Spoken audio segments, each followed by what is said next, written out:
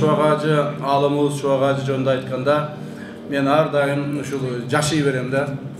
Каерде сүйлөшпөйлү Чубак ажы боюнча үйдө болобу, көчөдө болобу, башка жерде болобу, мечитте болобу, ушу Чубак ажы жөнүндө биз жашай беребиз. Себеби дегенде Чубак ажы биздин жүрөгүбүзгө ушунчалык отуруп калган экен. Биздин жүрөгүбүзгө, элибиздин, журтубуздун жүрөгүнө ушунчалык отуруп калган экен.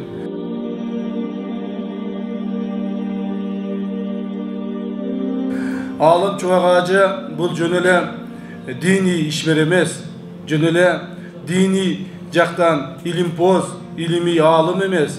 Бул коомубуздагы бардык оң жана терс көрүнүштөргө акыйкат сөзүн айтып турган, ошол сөздөн кайтпаган, эч качан акыйкаттуулуктан кайтпаган, ар дайым кандай адам болсо дагы бетине сүйлөп, ачык айтып, ак сүйлөгөн ушундай инсаныбыз болгон.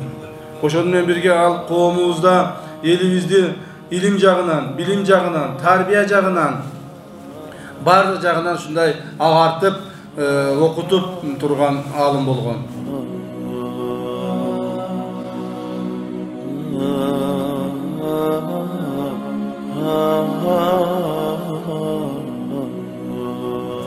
Мен ойлоймун, бул адам биздин мамлекетибиздин, биздин коомубуздун тарыхына жазылып калды.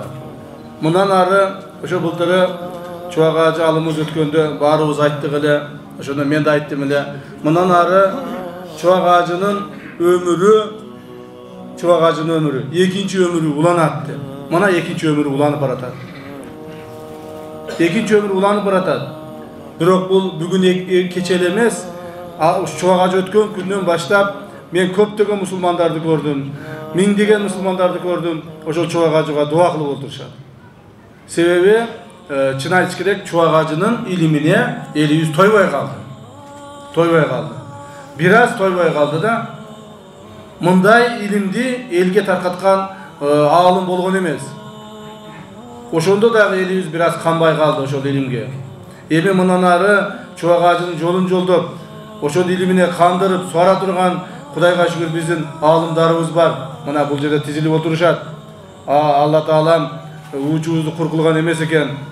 Булардан алдында, булар айткан сөздөн кийин мен бир көп нерсени айта албаймын. Бирок ошол эле мезгилде мына биздин тизилип кас катардай болуп тизилген жаш балдарыбыз турат. Ушул балдарыбыздын арасынан чыксын чубактай жигиттер. Ушул балдарыбыз арасынан чыксын элибизди таалим тарбияга үндөгөн адамдарыбыз. Себеби коомубуз жыл өткөн сайын заман өзгөрүп атат. Жыл өткөн сайын технология өзгөрүп атат. Коомдо ар түрдүү көрүнүштөр чыгып атат.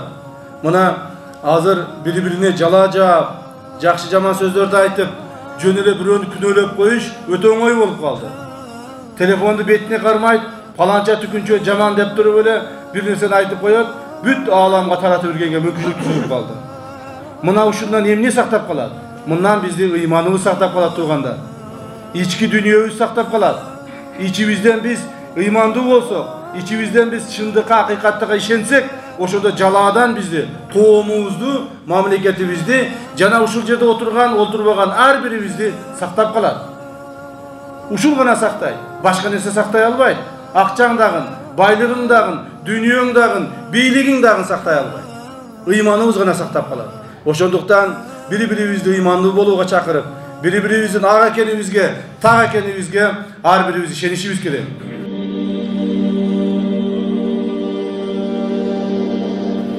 Мен муну айтканымдын себеби, мына бүгүн мына биздин журналисттер тартып атат, азыр чыгарса эртеңден баштап дагы айта баштайт. Вот Ташиев дагы каяктан акчаны алып, муну каяктан куруп койду деп. Урматтуу туугандар, Алла Тааланын астында күбөлүк берип айтып кетемин.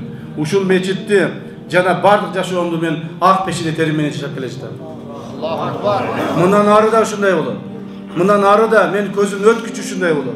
Тапкан ташыганымды, Алла Таала буйруган насип эткен ырыскынын бардыгын элим менен, журтум менен бөлүшүп жегенге милдеттүү болом. Жана ошону жасап келатам. Ошо кылган ишибиздин бири ушул. Себеби бул ишти биз жасаганыбыздын себеби 2019-жылы сентябрь айында ушул мечитти биринчи фундаменттин лопаткасын Чубак ажы таштап берсин деп биз кыйла күттүк. Sebebi Çubak Hacı'nın özünün bayakı programmaları olup bir de kele albay kalıp attı, bir de başka olup kalıp attı. Kütüp okurup ahırı çıdadıktağın Allah oşoğa bizge nasip etken eken bir gün Çubak Hacı keldi. Toygonbay Hacı olup buna Çubak Hacı negedir oşol günü atası Tacıkul avandagı erçiti olgan eken. Negedir uşul meçitke uşul emes alabız janagı birinci bitondu kuyabız degen erçitip kelgen eken. Oşonda oşo gelip uşul jerge mına balдар turgan burçka birinci oşol burçka Çubak Hacı birinci lapatkadagı bitondu taştagan ele.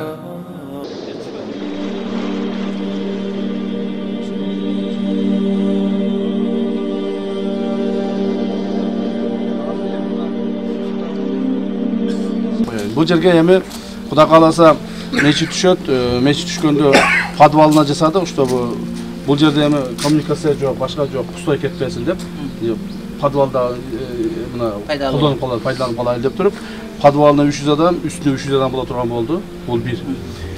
Анан кийин экинчисинен могу жагынан салабыз, Кудай кааласа мына жерибиз бар. Ушу мечит бүткөндөн сразу бүтүрөбүз. Биринчи айттым, молдаке имам сизге комната кылабыз. Кабинет. Анан библиотека кылайлы деп атабыз. Бир жакшынакай исламский библиотека кылайлы, чаканыраак жакшынакай библиотека, чтобы жакшы исламдык бардык окуу куралдарын алып келип ушул жерге. Анан кийин ушул жерден адамдар, каалаган адамдар окуп, таанышып, билбегендери бар, издеп таппаган китептери бар, ошол каласын. Танысын. Анан кийин жанына бир 2 же 3 класс кылайлы. Жаш балдарды окутабыз. Адамдар өздөрү келип окуйт. Так, танышат. Анын жанына ал даватчыларыбыз, Кудайга шүгүр, Аллага шүгүр даватчыларыбыз көп. Даватчылар келселер мешитке жатып калып атышат. Мешитке жатпай, уште өздөрүнө жата турган бир даватчылар жата турган бир комната кылайлы деп атабыз. Анын жанына бир кухнясы кылып беребиз аларды кошуп. Анын арагына анан кийин ошол даараткана, гусул алганына чейин кылып беребиз.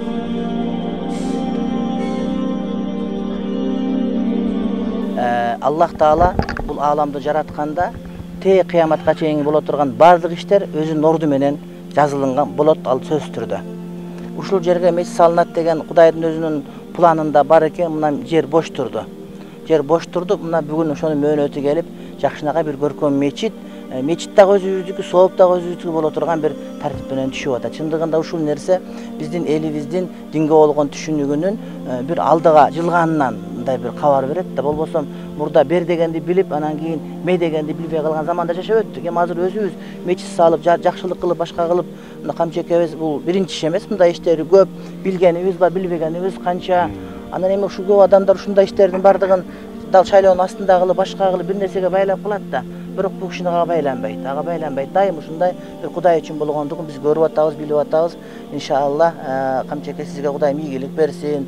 Анан сизде улду тарбиялаган ушул элге журтка Кудайым жакшылык берсин. Анткени адам деген өзүнүн канаты менен, учу куйругу менен конгондой, ошол кишиге дем берип, дух берип, ошентип сүйлөй турган бир дан берген, рух берген, ошол эли журту өзүнүн аркасында тылы болот. Кудай таалам силерге жакшылык берсин. Силер жакшы болгон үчүн мына жер турду, ушул жерде сакталып. Силер жакшы болгон үчүн силердин уулуңар мына ушинтип сүйлөп атат. Кудай таалам ийгилик берсин деп айтабыз. Бардыгыбыз билген бир хадисибиз бар. Хадис кандай? Пайгамбарыбыз алейхиссалам айтат, кимде-ким ушундай бир мечит курса дейт, ага бейиште өзүнүн үй курганга тетеш кылган болот дейт. Ошол мечит курганда бир адам курса, ага 1000 адам шерик болот. Ошол шерик болгондордун бардыгы мечит курган өкүмүндө боло берет. Пайгамбарыбыз алейхиссалам айтат, кимде-ким коргойлдойдун уясындай кылган чакан бир үй салып мечит салса дагы, ошого дагы бейиштен орун берилет. Бул жерде караң, астында 300, 400, үстүндө ошондой жана башка өзүнүн шарттары менен, даватканасы менен, башкасы менен болуп аткан. Бул бизге Кудайдын берген иншалла. Кудай таалам камчекебизге жакшылык берсин, эл журтка жакшылык берсин. Аны ушул элдин жердин кызматында кылсын Кудай таалам. Иншалла Кудайга ушундай бир тилек кылабыз, дуа кылабыз. Ушул күндөргө Кудайым жеткизди. Ушул мечиттин ачылышына, ушул мечиттин иштеп тургандыгына дагы күбө болгондо Кудай таалам баарыбызга иншалла жакшылык берсин. Аллах таала разы болсун барыңыздардан. Рахмат сиздерге. Ушул күндү көрсөткөн Кудайга миң мәртебе шүгүр айтабыз. Анан молдекени дагы жакшы тааныбыз, билебиз дейбиз. Иншалла ошол мечит башталды, мына аркасынан бала бакча деп атат. Ошонун жанында туруп калгандыгы бул дагы өзүнчө бир символик. Анткени жаштардын бардыгы динге ыңгайланышат. Ошол жерде молдек бар сүйлөп берет, алар мечитке келишет. Мечиттин азанын угуп туруп, жүрөктөр кадимкидей тазалана бере турган болот да. Кудайга жага турган коом, алтын коом мына ушул жерден иншалла пайда болот. Кудайым жакшылык оомат берсин. Kuday Taala iyilik bersin. Hurmatly bir tuğanlar, Allah razı olsun barınızdan. Mına o bala kurup odası mına. Uşu bala, uşu stroykanın başçısı. Menin akamın balası. Uşuğa bir bataylarımızda uşu bala bir bütün suydun. Amin. Amin. Kuday Taala Tolkun. kabul kılsın. Tolkun Mirza'nı Kuday Taala Tolkun'a sürüp çıkarıp meştik alıp geliptir. Kuday eş jamandık görmesin. Atkan işin jakşam elesen büzülüp tapşırıp bundan daha çoğun eldin, mamlekettin, dinleyicini tartkandı Kuday nasip kılıp Kuday Taala uşul ötüp ketken ata babaların bardığın beşten orun versin. Kuday Taala hiç kaçan korkular selimende kılbasan. Jana bu jigitibizge jardam bere turgan ustalardyň bardygy, hyzmat kılganlardyň bardygy, ustalar var eken tamak taşıp kelgenlerdiň bardygy, aşar kelgenlerdiň bardygy, kolun işleýin gelbese dagı dua kılıp turganlardyň bardygynda Kuday Taala tileklerin tegiz kabul kılsın. Hacı gel. Mana, hacı gel.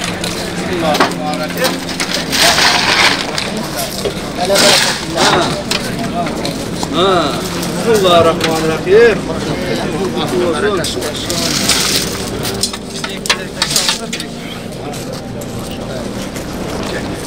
Yakşı terder mi?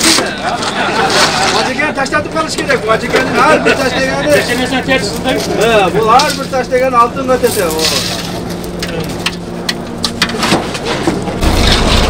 Bismillahirrahmanirrahim.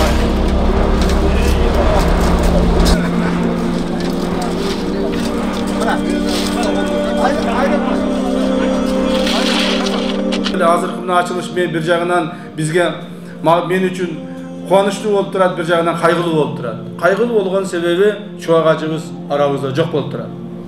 Ошо ажыкебиz arabızda болсо жаркылдап, жайнап, бул жерде күлүп, тамашалап, өзүнүн таалим тарбиясы менен баарыбызды ушундай көңүлүбүз көтөрүп турат эле. Бирок ага биз жете албадык. Алла буйруган эмес экен. Ошол эле мезгилде Чубак ажы атындагы өзү түптөп кеткен официалдуу түрдөгү биринчи мечитти ачып атканыма мен бактылуумун, чексиз ыраазымын Алла Таалага. Ушундай аалымдын атын ушул жерге мечитке бергенибизге, ушундай аалымдын атын өчүрбөй кармап калганыбызга мен бактылуумун деп эсептеймин. Кайсыл гана кызматта отурбайын, кандай гана жерде болбойн, бирок аалымдарыбыздын алдында баш ийгенге, аалымдарыбыздын алдында урматтап сыйлаганга биз милдеттүүбүз туугандар. Жана мындан кийин дагы ушундай болот. Ошондуктан урматтуу туугандар, урматтуу эли журтум, Чубак ажы аалымыбызды мечитин курганда менин бала чакаларым, бир туугандарым, менин 11 бир тууганым бар, Кудайга шүгүр. Карындаштарым, эжелерим, агаларым, алардын балдары баарыбыз кол кабыш кылдык. Баарыбыз чуркап жүрүп кылдык. 2 жыл ушуну курдук, ушу мечитти. Кудай кааласа, ушундан таалим тарбия алып, кийин дагы Чубак ажы атындагы көптөгөн көчөлөр ачылсын, мечиттер салынсын, мектептер салынсын, көптөгөн айылдар курулsun. Көзү тирүүсүндө Чубак ажыны дагы ар түрдүү сөздөр менен жамандашкандар болгон, жалаа жапкандар болгон. Ошондо дагы Чубак ажыга ушундай бир жаман сөздөр айткандар болгон, туугандар. Бирок ага карабастан элибиздин жүрөгүндө бар экен, ал адамды биз бүгүнкү күндө эң биздин мындай ыймандуу, тартиптүү жана аалымыбыз деп баш ийип эсептеп отурабыз.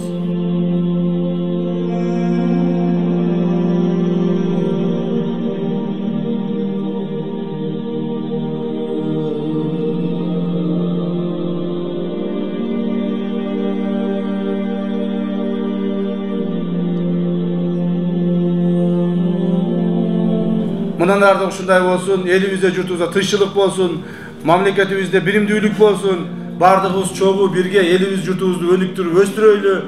Душмандарыбыз көп, ички жана тышкы душмандарыбыз бар. Элибиз биримдүү болсун. Мусулманчылыктын негизинде, Алла Тааланын бизге берген ыймандуулуктун негизинде биригишибиз керек. Баарыбыз чогуу болушубуз керек. Чогуу бирге алдыга сүрүшүбүз керек. Урматтуу президентибиз Садыр Жапаров тагын ар бириңиздерди бүгүнкү аалым Чубак ажы атындагы мечиттин ачылышы менен ар бир мусулман жанды куттуктап кетет туугандарыбыз. Рахмат барыңыздар, ыраазычылык барыңыздар. Рахмат.